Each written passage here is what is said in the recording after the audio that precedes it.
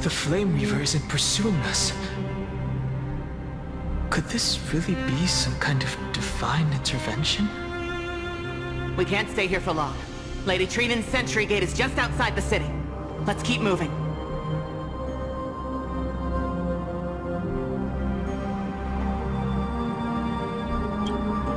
I feel the same. Someone should stay and help Finan complete Aranova.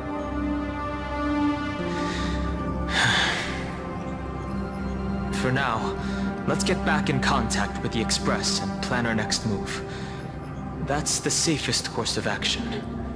We need more information.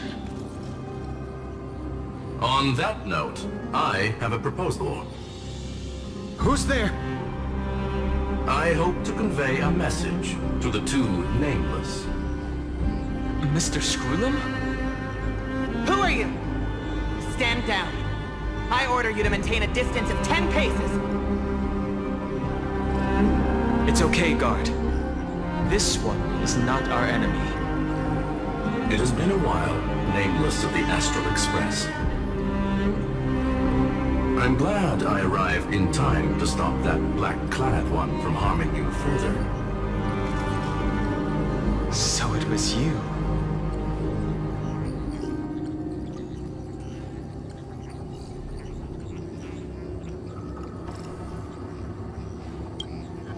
Indeed.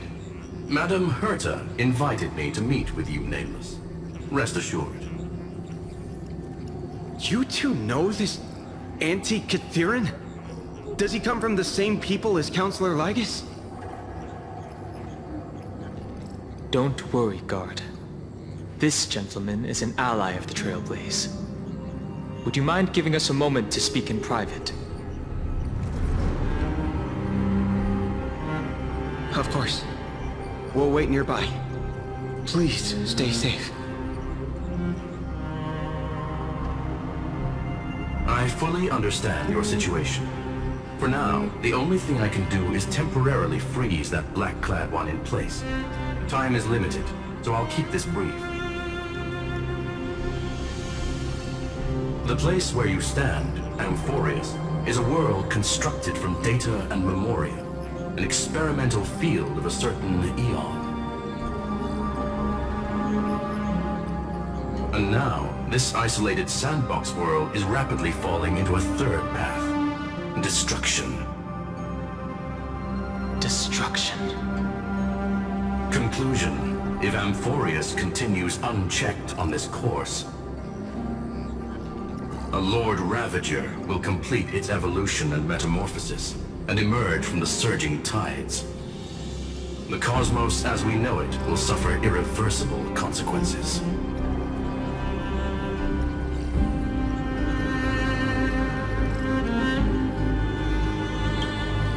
The disaster that this Lord Ravager intends to trigger may be far more severe than the Lawfu's Stellaron crisis, because its goal is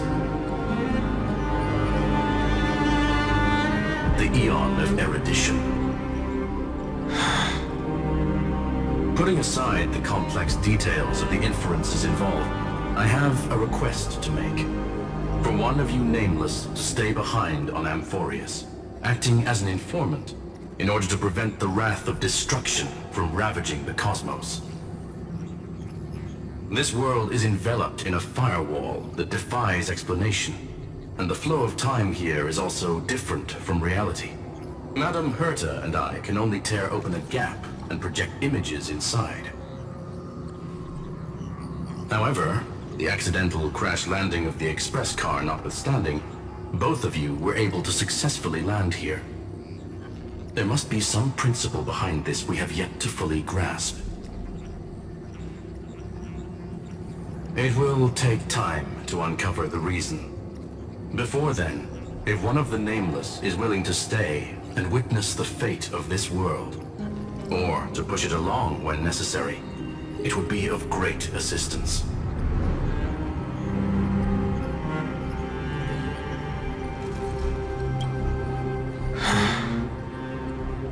Mr. Screwllum, I believe you.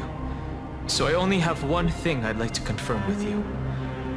As Amphoreus is already facing its end, how can we guarantee the safety of the person who stays behind? Look at this, if you would. This curio is called a chronocognitive anchor. The two of you may view it as a kind of space anchor in the world of erudition. As long as you carry it with you, your individual data structure will be protected and will remain unaffected by the influence of digital tsunamis.